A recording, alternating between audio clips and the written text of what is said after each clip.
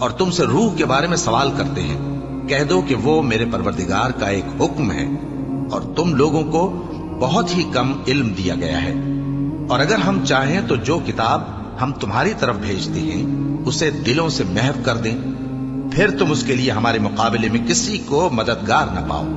مگر اس کا قائم رہنا تمہارے پروردگار کی رحمت ہے، کچھ شک نہیں کہ تم پر اس کا بڑا فضل ہے۔ کہہ دو کہ اگر انسان اور جن اس بات پر مجتمع ہوں کہ اس قرآن جیسا بنا لائیں تو اس جیسا نہ لا سکیں گے،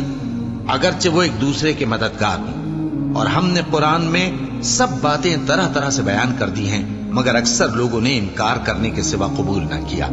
اور کہنے لگے کہ ہم تم پر ایمان نہیں لائیں گے جب تک کہ عجیب و غریب باتیں نہ دکھاؤ، یعنی یا تو ہمارے لیے زمین سے چشمہ جاری کر دو، یا تمہارا کھجوروں اور انگوروں کا کوئی باغ ہو اور اس کے بیچ میں نہریں بہا نکالو، یا جیسا تم کہا کرتے ہو ہم پر آسمان کے ٹکڑے گرا دو، یا اللہ اور فرشتوں کو ہمارے سامنے لے آؤ،